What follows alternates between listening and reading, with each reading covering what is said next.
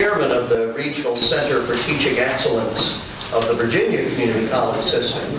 The Regional Center for Teaching Excellence of the Virginia Community College System includes Thomas Nelson Community College, where you are today. You didn't know that before, now. As well as Paul D. Camp Community College's campuses, and the Chesapeake, Portsmouth, Norfolk, and Virginia Beach campuses of Tidewater Community College, and finally Eastern Shore Community College are within the Tidewater region of the Regional Center for Teaching Excellence of the Virginia Community College System. If you want some more information about it, I have a website for the Regional Centers for Teaching Excellence. I can give you some informational door hanger that I have with me today. But what I would like you to do, if you are one of the faculty from the Virginia Community College System and you would like to be on our electronic mailing list, remember electronic mail is easily disposable, so if you're worried about junk mail, don't be. If you would like to be on our electronic mailing list, I'd ask you to please sign up on this clipboard today. If you are not a member of the Virginia Community College System, but you are interested in knowing more about the Regional Center for Teaching Excellence, I am certainly not going to discourage you from signing up either. Okay? So if you'd like more information about the Virginia Community College Regional Center for Teaching Excellence, Tidewater, I'm going to pass this around and ask you to sign in, please. Thank you very much. Thank you, Sandy. Everything else, it's so nice to see all of y'all here today. So glad we had a wonderful turnout. To start with, I'd like to introduce Dr. Larry Dualism from the Virginia Tidewater Consortium. Thank you. I want to welcome you to Thomas Nelson to our little program. I know we have people from various schools within the consortium. This is just part of the program that we do during the year. Just a quick advertisement.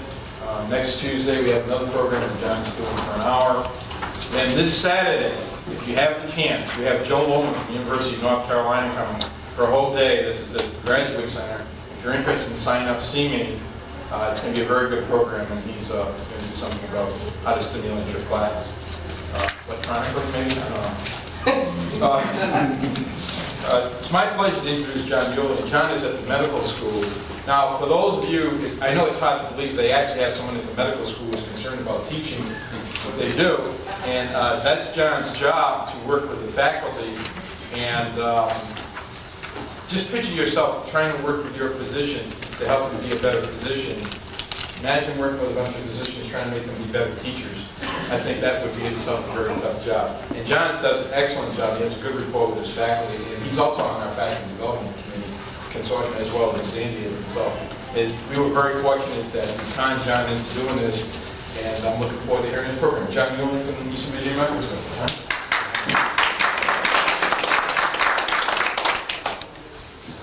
And our teachers are very underrated. Yeah, good folks, both the physicians and the basic scientists. Shall I smile for you, Tom? Well, there's a candid shot, John. I just want to make you feel self-conscious. Okay, I guess this must mean you're in the right place. If anyone wants to get in contact with me, my email address is there. I love email. As was said, it's I guess it's electronically biodegradable. Huh? Easy to get rid of. Value added means different things in different contexts. In higher education context in general, there is a movement to measuring higher education, asking how much it adds to what a student would otherwise, how is a student different having gone through this college or through this program than they would have been otherwise. That's not exactly what we're talking about here. What we're talking about here in value-added teaching is how does your teaching help students more than reading alone? So what do you personally add to what your student gets out of the course? The idea for this talk sprang up at the medical school because a number of the basic scientists do like to cover an awful lot of material, and sometimes I find out the best way to cover a lot of material, because the students have to learn a lot of material, is to sit there and talk at the students, just basically giving them what should have been given them in writing. So that's kind of the genesis of this talk. And I want you to think creatively about what you do. You teach in very different settings, and a number of different settings. And I would like to make you think. There we go. I would like to make you think. I want you to think about why should students attend your classes. Okay? Think critically of your classes as we go through this. We know because you're lovable and it's nice to be in there and you like to have an audience and all that business. We're going to talk about a few other things maybe.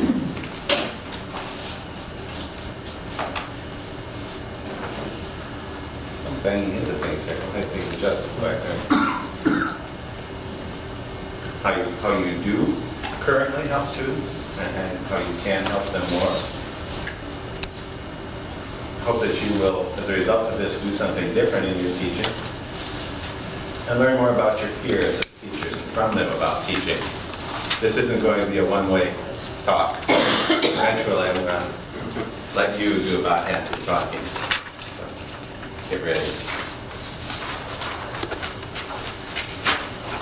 When you do talk, I would ask that you please identify yourself and maybe say where you're from and what field you're in, so people get an idea of the context. One of the prerogatives of any speaker is they get to throw in whatever they want to, regardless of what the title is, what the topic is, and all that business, you know. Well, Ullian's have Ullian's 5 laws, 5 things to think about in teaching. Could mean a number of things. We call it when stuck. Remember, sometimes when you're teaching, you come up at a point, often with a particular student, you say, "Oh God, what do I do next? You know, I've tried everything." Some of the things that I've found that teachers can use in a situation, particularly like that, but more broadly when you're thinking about planning your teaching in general, kind of, it's my shorthand, my 5 things in shorthand. Point A to point B, what is to be learned? Student is one place, they need to get another place. What is point A? Do you really understand where that student is now? What else could you learn about where that student is? You need to think about where you're trying to move that student to. What's that point B? Is that point B appropriate for that student? Is that point B appropriate for that student now? Maybe 2 months from now? So point A to point B, what is to be learned? Making connections, we'll talk about a little bit later. Cognitive psychologists tell us that learning is a matter of making connections. Connecting what we know with what we are to learn. We'll get to that. We'll talk a little bit about that later. Support and challenge. Key to our development in many areas, many different ways. We need to be challenged, to be made uncomfortable. We need to make our students uncomfortable. They can't be comfortable with what they know now. We can't, when we are learning a new area, be comfortable with our current status. We need to be uncomfortable enough to move, to learn something new, to change. But at the same time, we need support of some sort or other. There are lots of different ways we can get support, and different people react to different kinds of support in different ways in order to feel comfortable enough to be able to take that challenge and move with it instead of freezing or reacting against it, whatever. Time on task, knowledge of results, kind of my overgeneralization of learning theory, all in a few words. Practice, knowledge of results. Learning, not teaching. Remember that what's important. You know, as a teacher myself, I like to think that teaching is what's important, but really it's learning that's important. And sit back and ask yourself from time to time, am I thinking about my teaching? Or am I thinking about their learning? Sometimes you have to go at it. What you may think without thinking about it as backwards. Think about what they're learning. Hopefully some of these thoughts will come to you and ways about applying them as we talk. And it becomes a we now. You built in a question here. Therefore, we're looking for some answers here. How does your teaching help students more than what they get doing it on their own somewhere?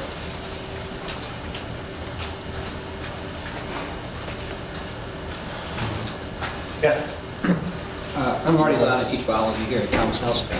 I think for me, the thing the students want more than almost anything else is to take things that are really complex, or these seem very complex to them, and try to make them simpler and easier to understand. And that is one of the roles they seem to be looking at me to do a lot of times in the classroom. And in what ways do you make complex things simpler? Connections is one thing. Connections to current things. An example, and I guess I wish I could say I planned any of this. These things just kind of come to me in time. I'm not very good at planning in my head. But we were trying to get across the idea of whether mutations were good, bad, or indifferent, and how that related to natural selection a little bit.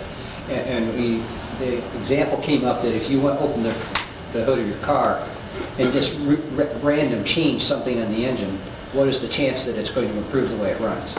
Okay? It might, but chances are it's not going to. And that seemed to help them to understand the idea of how selection works. Giving examples is one way of thinking, one type of connection. One thing I did in my class that really helped them, and I'm Sharon Correction from ICT Technical Institute. I work with computer-aided drafting program. And in one of my physics classes, one of the things that I did as a former artist, I can draw up a lot of cartoons that relate. And so I actually use an example that everybody's familiar with. I was using work energy and power and really talking about kinetic energy versus potential energy. And what I did was draw a cartoon of Wile E. Coyote and the Roadrunner. And he never catches him because the Roadrunner is too fast, even though he tries to use potential energy as his lever. So everybody in my class relates to the cartoon. I'm sure that's what they do on Saturday mornings. But it helps them build that example in their head, and then it sticks in their head. They remember it on test time. And I'll never enjoy cartoons again. No, that's great. Good.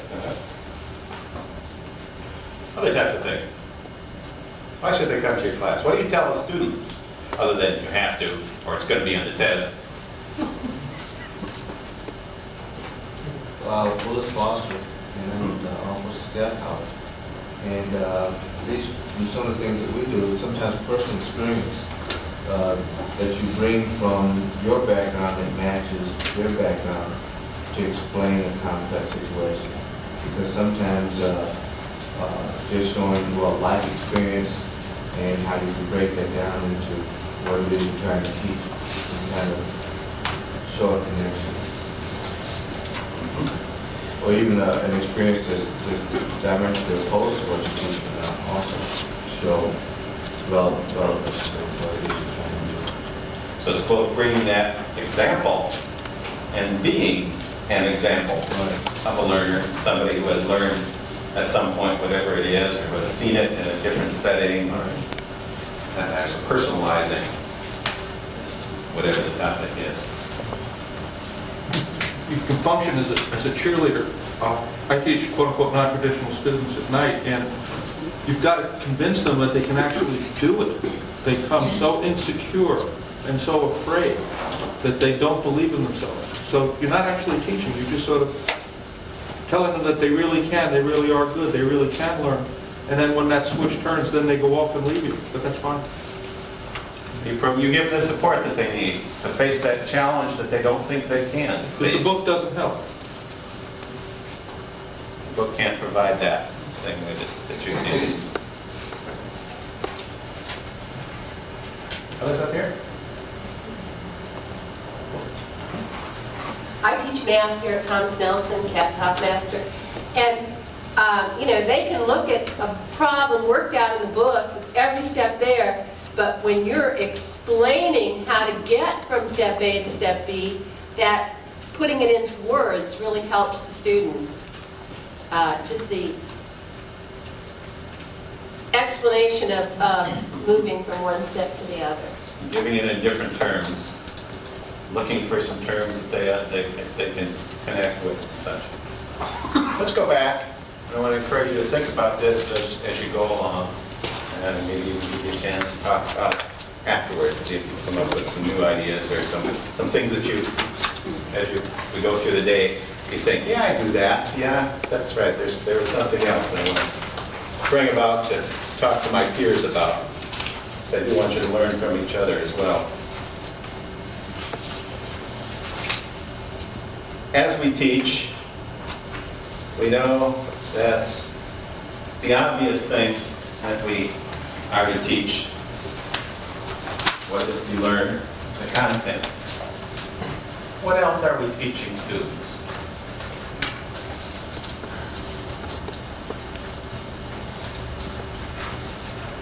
To apply logical thinking, to apply logic, to reason through, to learn how to learn. Thinking, reasoning, logic, skills in those areas, regardless of what the subject area is. We're also teaching them to have confidence in themselves and to believe that they can achieve.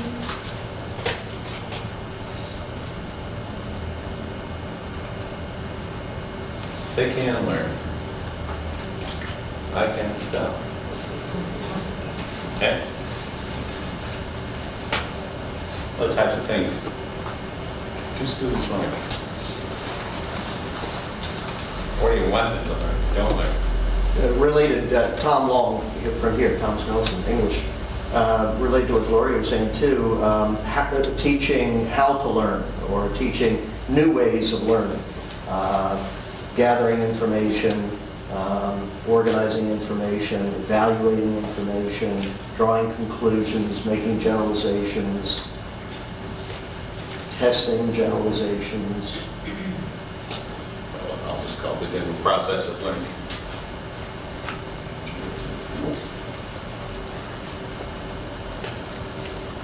What I was going to say was similar. Okay.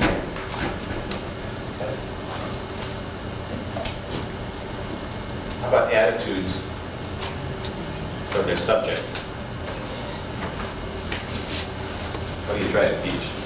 Which point would you wish you could teach? All right. You want to reflect the positive attitude for it.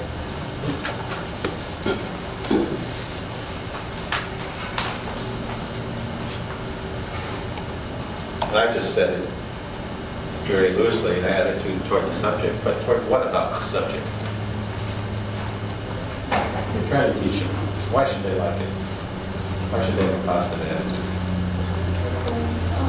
I think it's really that in that real life, if you can spend them in real life, we are using to watch more things.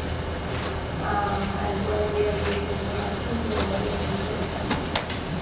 So usefulness in the real life of some subject areas, even your mathematics, especially in mathematics. They see some usefulness, some reason.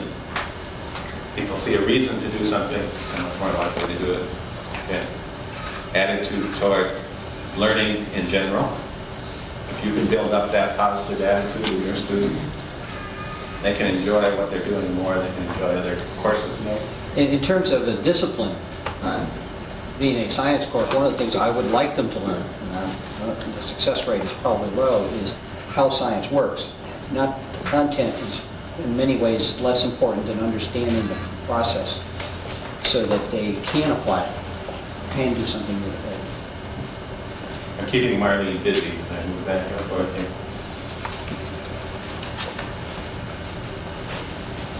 Okay. As you sit thinking about what you're going to teach today, tomorrow,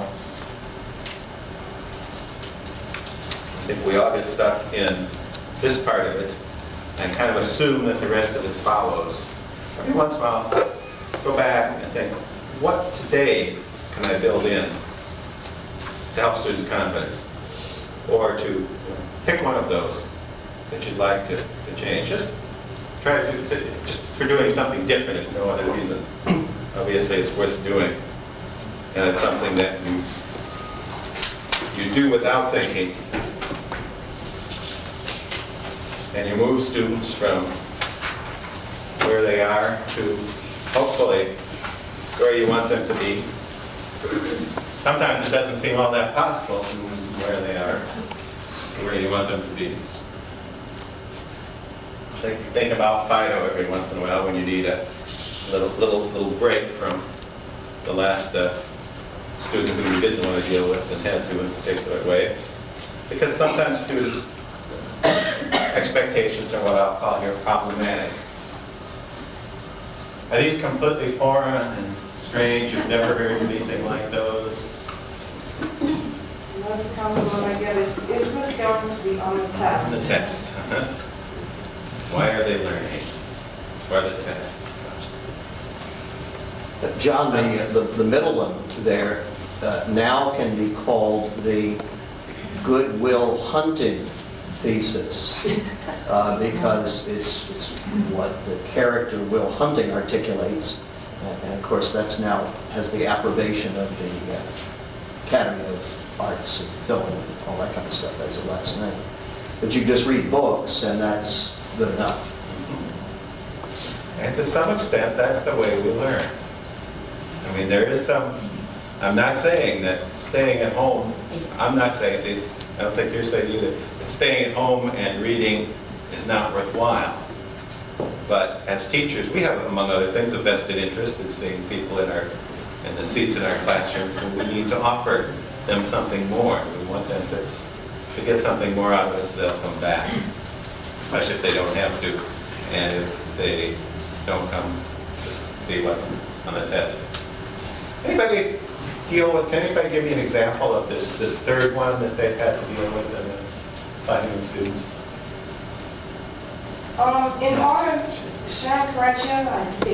In AutoCAD, there's more than one way to do any number of things. So you have a choice of drawing in AutoCAD, you can draw something infinitely large. So if you're doing floor plan, draw 1 foot equals 1 foot. Then you can bring in a border and scale it up, and then on printing, scale the whole thing down. Well, the other thing you can do is draw the drawing 1-to-1, save it, insert another board, and go with the border that's actually 1-to-1 paper space for D size, extract the drawing. So we will constantly see where one instructor will teach one method of dealing with the scale factor, and another instructor will come in and say, no, that's not the way you do it. You've got to extract these in. And so they get a lot of that. I'm trying to tell my students, what you've got to learn is how to work around AutoCAD and realize that you're going to hear a number of different ways to deal with the same solution, because AutoCAD offers a lot of different ways to get to an endpoint. So you got to realize that you'll get one teacher that wants you to do it this way and another one that wants you to do it that way. So, How about somebody in the humanities? Here's some chuckles. I think that's it. Who wants to talk? Well, I always pick on the back of the room first. Actually, we could just invite any student who feels that way. We could just invite to a department meeting. We don't want to totally turn off students. No, I've got a sort of similar thing from a student. I teach writing. My name is Michael Weather. I teach writing here at TNCC. And I have a student this semester. I haven't heard it recently, so it really caught me up short. I have my students look at each other's writing. Occasionally I'll put a piece of writing up on an overhead and we'll all look at it.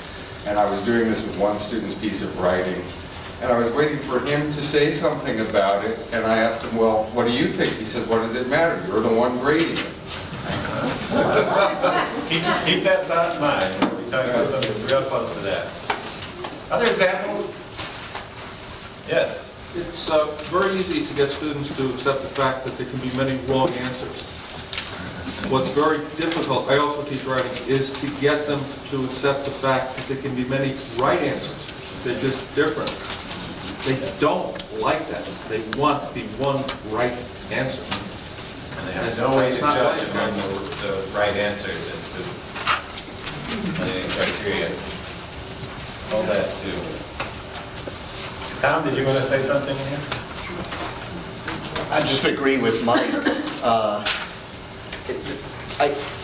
Especially with a lot of, here at Thomas Nelson, especially teaching a lot of students in technology, you know, 'cause I teach technical writing in addition to literature, teaching students who are technology students and science students who tend to see things in fairly black and white ways.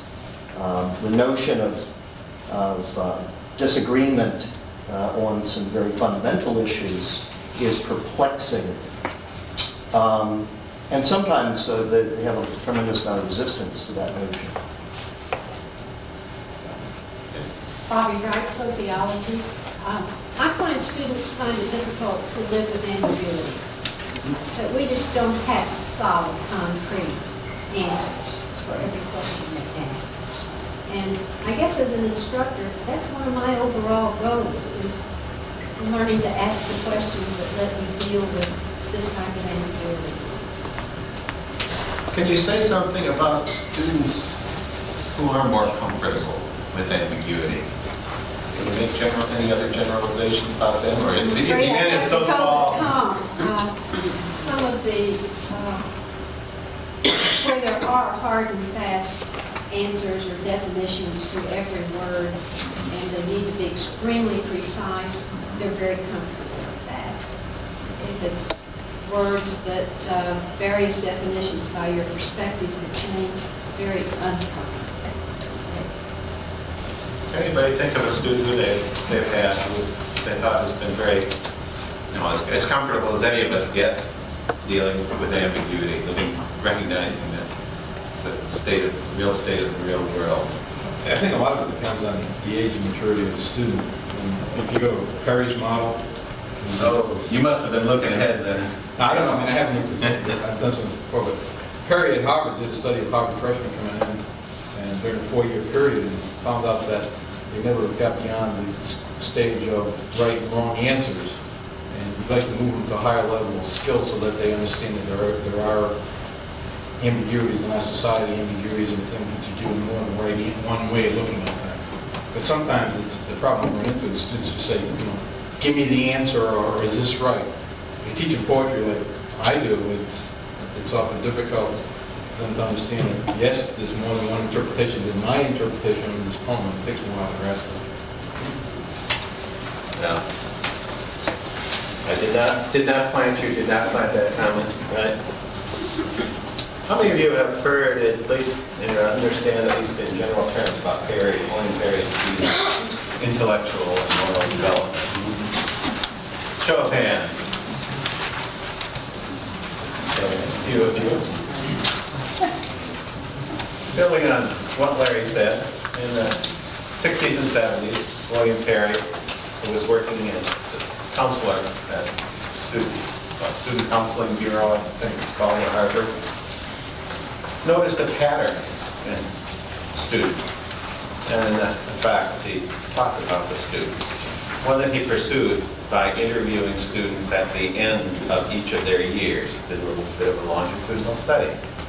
And he found that students changed in predictable ways, not only in specifics of what they knew, but in their overall approach to knowledge and values. And so he developed what he called his scheme of intellectual and moral development, which posits that students begin, this is for college students specifically. Some people have called it kind of a sequel to Piaget. It wasn't originally set up as that. It doesn't use the same terminology and such. But if you're comfortable with Piaget, you'll probably be semi-comfortable with Perry as well. It's a stage developmental model where students will go through stages and make qualitative differences in and how they see knowledge, and therefore how they see learning. Beginning with dualism, and Perry gave 9 different stages that students go through. Most people cut them down to 4: dualism, multiplicity, relativism, and commitment in relativism. I just call it commitment.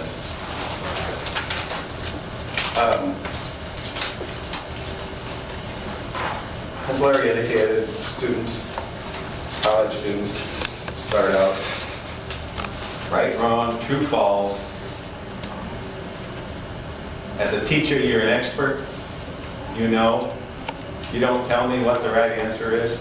You're hiding things from me. You're making it more difficult than you should, because you know the right answer, and your job is to teach me the right answer.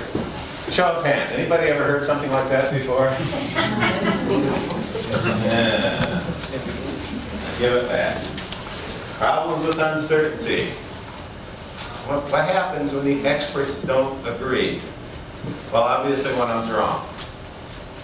Okay? There's more than one interpretation for a poem.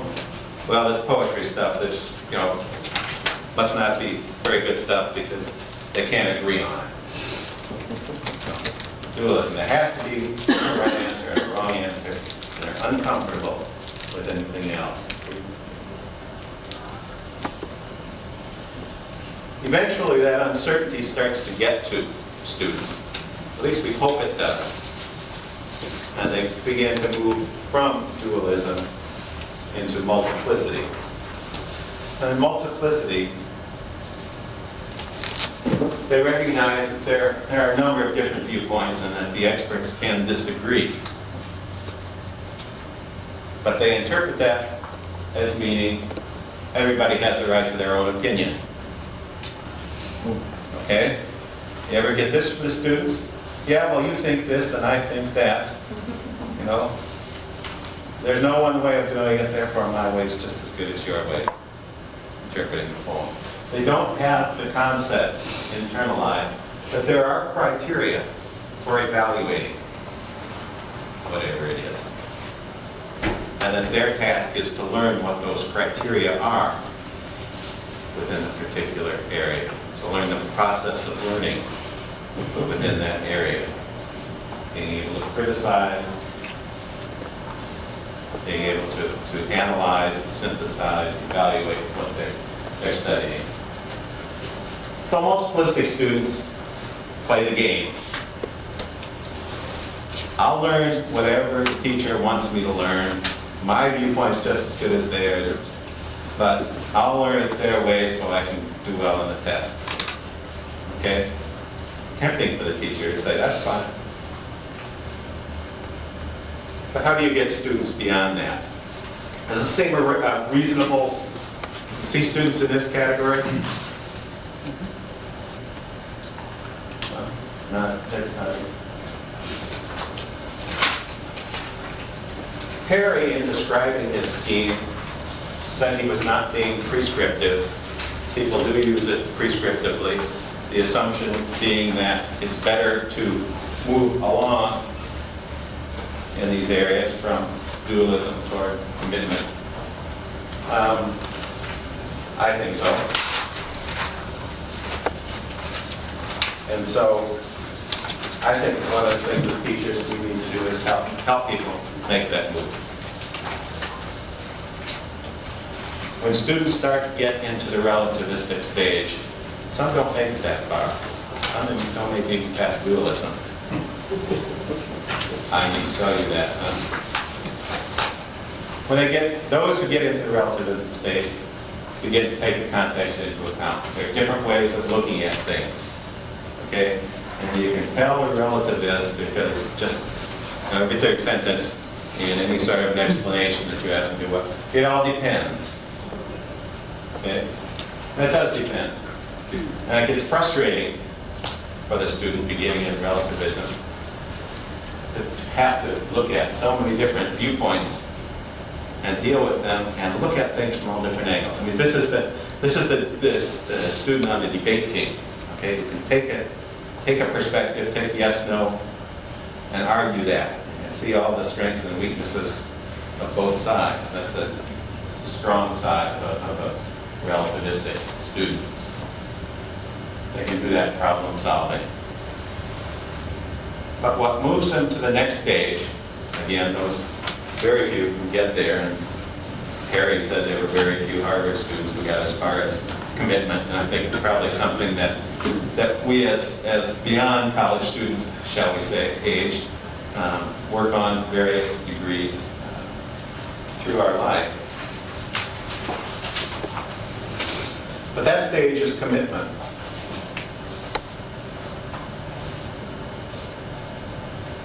Which in other ways of looking at development corresponds to integration, to intellectual wholeness, to an interdependence on our values and the way we approach things. Okay? Now at some point, the commitment begins to look like what?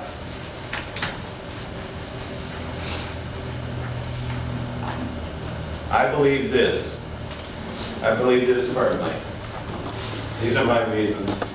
Let's leave out these are my reasons. I believe this firmly, and I'm going to teach it to you this way. It begins to look very dualistic. Okay? But the key difference is that someone has gone through those stages and has developed those beliefs, those values, through an intellectual process, through growth, not through staying where they were. Okay.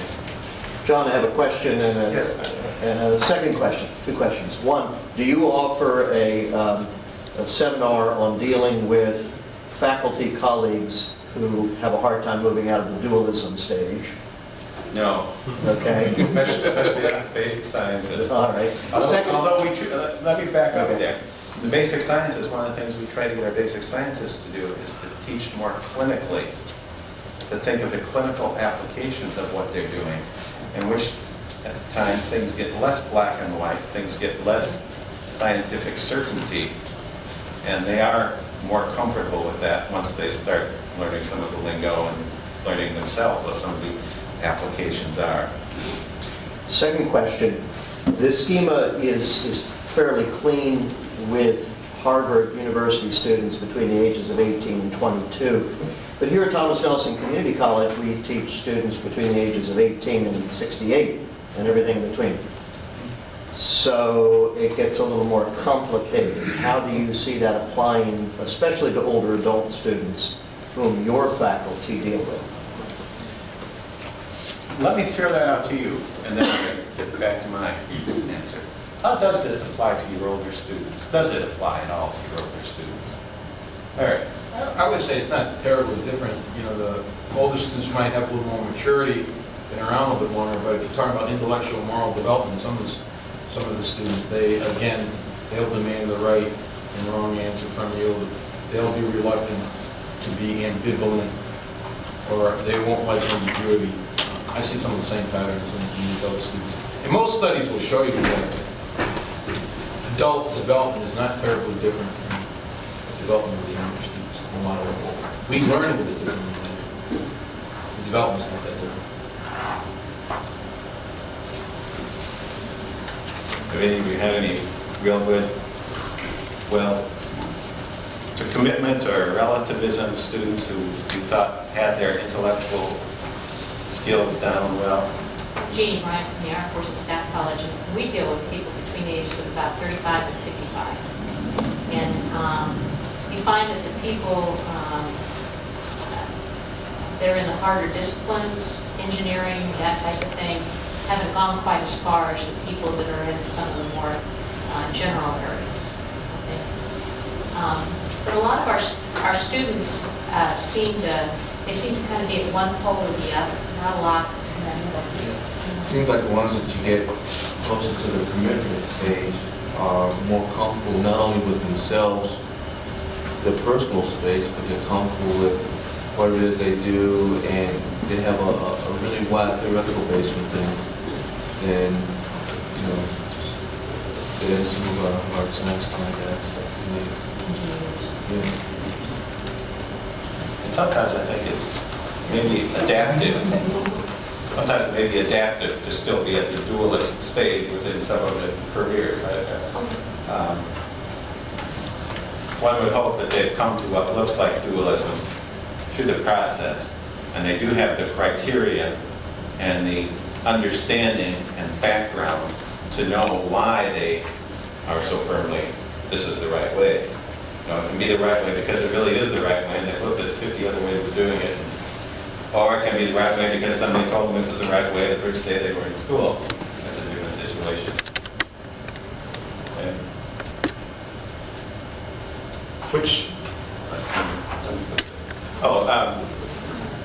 One of the difficulties of using Perry as a stage developmental model, criticism that some people had, at least a number of years ago, I'm not really up to date on the latest research on it, is that students who may have already passed through these stages, or maybe into relativism, say as college students, go into something like medical school, where they're put into basic science courses and told, you have to learn this textbook that's in 9-point type and words that are 3 words long make a line.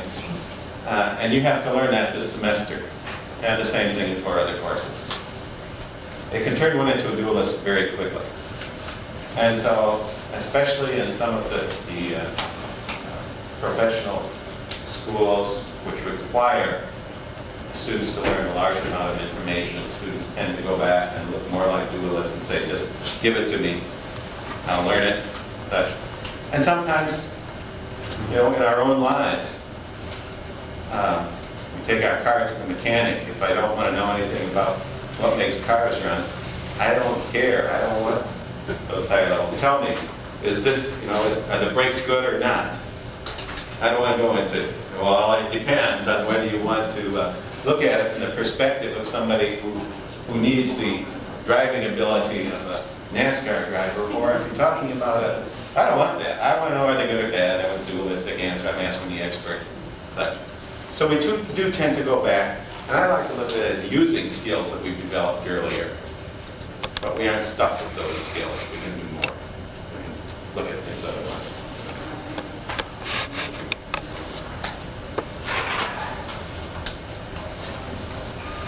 I'm going to ask these questions rhetorically, although anybody would like to answer them for the crowd, you may.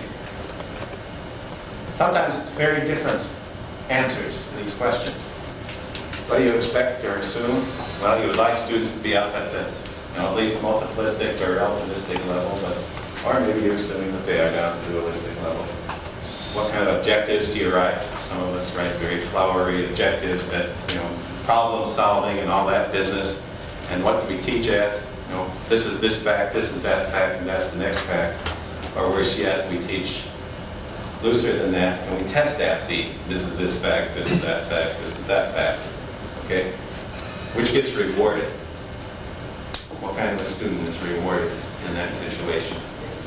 So think of the congruence between the ways you teach and test and ask students questions, answer students questions in class and such. Obviously, with a group of students who are not going to all be the same, your challenge is to do some of that for all of them. You can't just do it one way and think that's going to help everybody.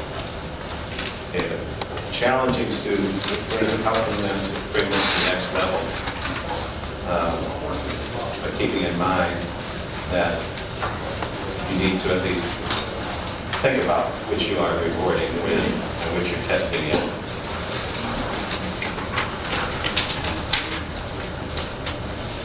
And one way to communicate your expectations of students is what's on the test, okay? You may tell students you want them to be able to analyze poems, and on the test you say what dates that were Milton born and died on. What expectations are you putting in the student's mind?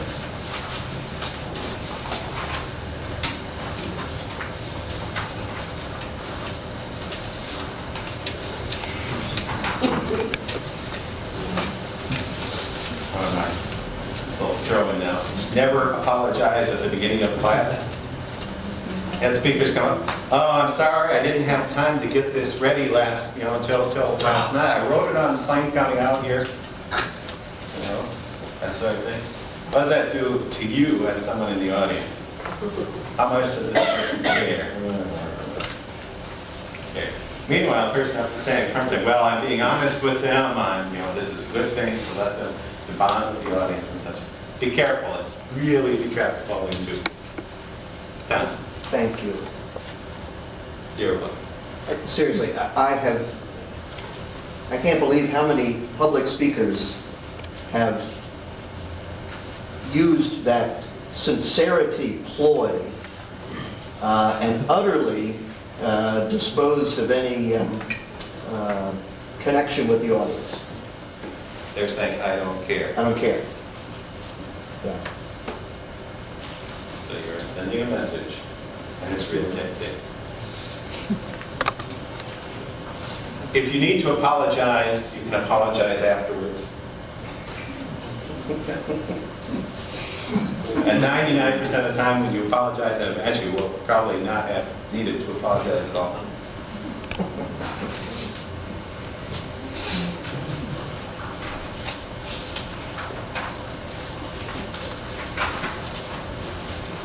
Anybody want to? We just glossed over this one, but I encourage you to think about how you do it. You might want to talk about how they do it, other than the obvious putting in objectives and on tests and such. An example. Example, excellent. Yep. Picture says 1,000 words, and action says how many words? Another way is to lower your standards to meet where you think they are at a particular point in time, rather than having higher expectations, standards, adjusting them. Lower your expectations. Lowering your expectations is fine, and it's very necessary, as long as you're lowering them for point A and keeping them at a reasonable point for point B. Okay, remember that movement.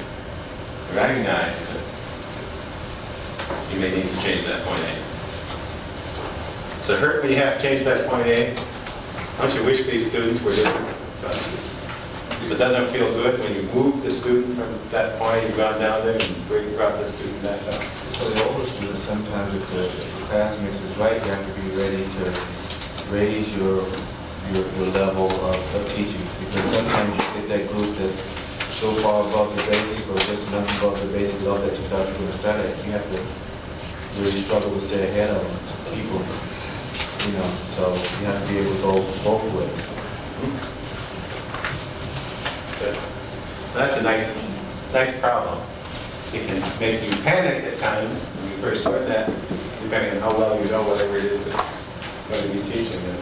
That's when, if you have a group like that, that's when it helps to have the group teach itself.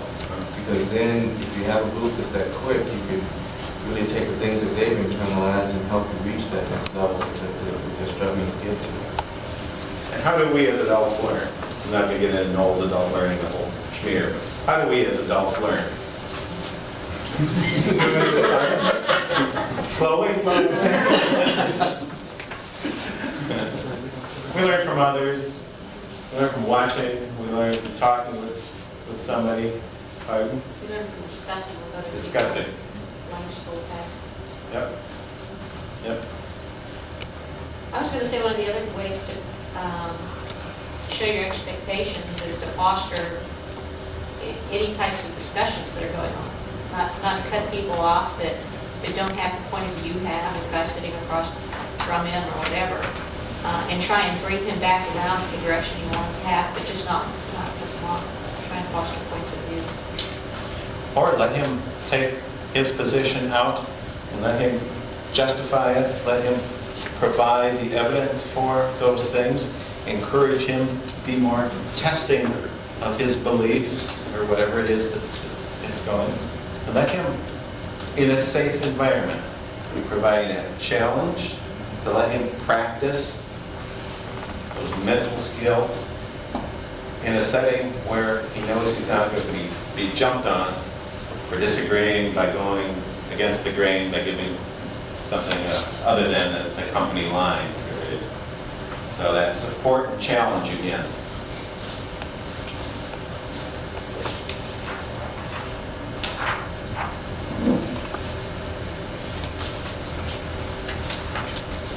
Some of these have already been alluded to. And this is kind of teaching strategies can you use, jumping ahead a little bit here. Help get students involved in more active learning. That climate where they feel comfortable to try things out, to experiment with thinking, talking about what they're thinking.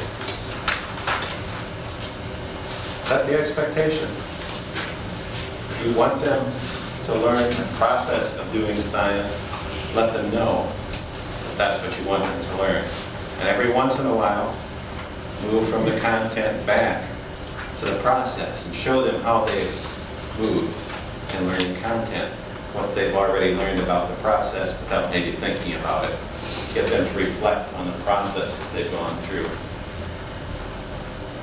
Asking questions, discussions, getting them to think, getting them to answer, and probing them after they've answered. I'm talking next week about questions for any of you who come. One of the biggest mistakes that I think teachers make, one of the opportunities that they miss in asking questions, is that they'll ask a question, get an answer, and then move on. You have an opportunity to probe that student, or to probe with that thought with other students. Now, if one student's thinking it, even if it's, whether it's right or wrong, there are going to be other students thinking the same thing. Let's probe it, let's see where it goes. 2-minute consult. We used this in a class, the former medical school I was at, Baylor College of Medicine in Houston, where we were asking students who were in their second year to come up with diagnoses. They really hadn't been trained that, or to think at that stage yet. But we were pushing.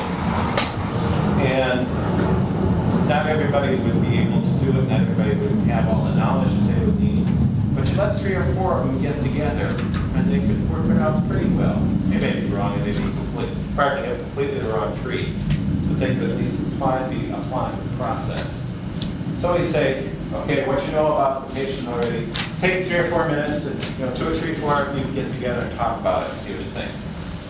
And they get to test their thoughts. Asking students to commit to something in front of 100 other students, especially depending on the higher ego level involvement students have in a subject area, it can be threatening. They might not want to say anything. But if you give them a couple minutes to talk to their colleagues, not the person next to them, a minute, 30 seconds, whatever, to test it out, you get a lot more hands raised. Okay. People never have a problem asking questions, no hands come up. That's never happened to anyone. Try giving a minute, half a minute beforehand to talk with the person next to them just to test it out. 1-minute paper, same sort of thing. Get their thoughts together. They're turning in at the end of class. Maybe it's something you want to do at the end of the class. Okay, write a 1-minute paper on the topic of something related to what we're talking about class today. Find out how much they learned in class today. Get them to use their thoughts, put it down on paper. Now, I'm not going to grade it, just want to see what you learned. It's your time to show off, show me that you learned something, and get an idea what's going on. Whether you want to know it or not is another issue. Okay, ask them to submit their questions to you so that they don't have to ask and maybe embarrass themselves in class. Other ways, on paper, drop off at the end of class, email, tests. One of the more effective things I've seen is asking students to submit questions for their tests, because then they know they will get it right. If it's adopted, it's used. And they get to, among other things, realize that, hey, this writing a test business is a lot harder than I thought it was. Okay, writing test questions. You may get fewer complaints from them from your tests. if possible, especially with shorter quizzes that you give, if you can review the answers immediately. And sometimes, especially if you have a pretty argumentative class, sometimes teachers don't like to review questions, the answers to questions in class, because the whole class will then be about the test and not about whatever you're going to be going on to. So either they don't use quizzes, or they instead say, okay, any of the challenges you have, put it in writing, and I'll take a look at it, and I'll discuss it tomorrow. And so you can kind of get some of the venom out, first of all, and you can get them to sit down and think about it before they take the time to find it. Again, ask yourself how well the tests go, cover your expectations, and are they fair representations of where you want the students to go? Is this on the route between A and B? Making connections has been covered by you folks pretty well.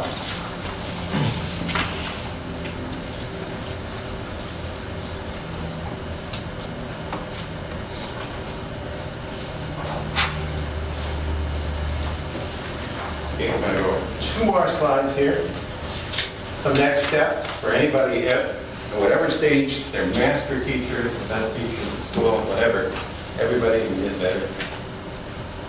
Review and reflect. Practice. Watching others, discussing. And the way we learn anything, watching others, think about what we're doing. Discuss, read, feedback, ask a fellow teacher to sit in class with you. Okay, in the 3 minutes that we have left, I would like you to spend the first minute and a half writing out what 3, 4, 5, how many you can write down, things you want to take out of this session today. What do you want to remember?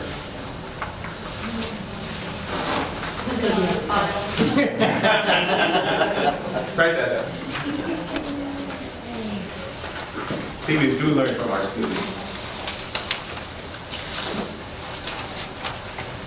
But there are things. Instead of my going over and reviewing what I think I said, how about you going over and telling me some of the things that you heard or thought, and kind of tie up what we said today. Focus on student learning, not on teaching. And be sure to test what you expect students to achieve.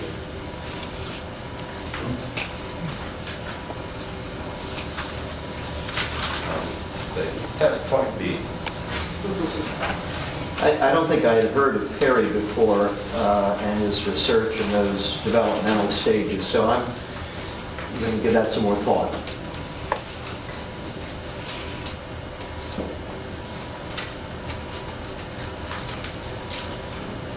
The idea that point A is not a fixed point. Good. Yeah. Excellent point.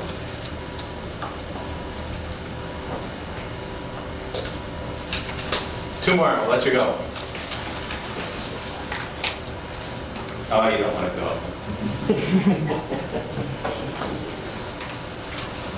One of the things I thought about is that our expectations are not just connected to a test.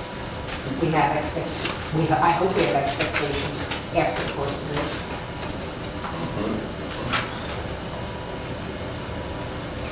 Yeah. We want students to change in ways that we aren't testing and can't test, maybe shouldn't test, or Never get to that. don't anyone, yeah, right, we want to, yeah. We want long-term outcomes from our teaching. One more. I want this to be the final one, so everyone will remember what you said when we walk out. Pressure's on. I think that was a very good one to end on, long-term outcomes. Especially in a climate that's stressing assessment, assessment, assessment at the end of the semester, semester, semester. And we will. Thank you.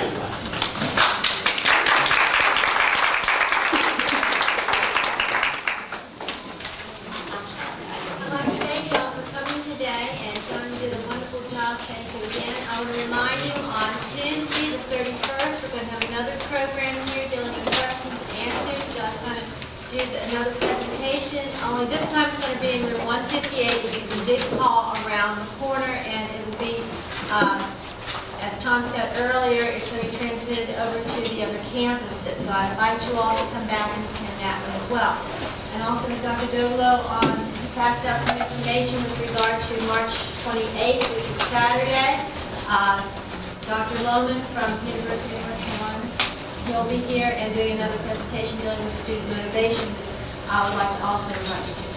So thank you again, John. We hope to see you again on Tuesday, Thursday. And just to underscore what Sandy just said, next week, 1 week from today, John's presentation will be transmitted to the other campuses of the Tidewater region of the Virginia Community College system, Haldy Camp, Tidewater Community College, and Eastern Shore Community College via the VCCS compressed video system.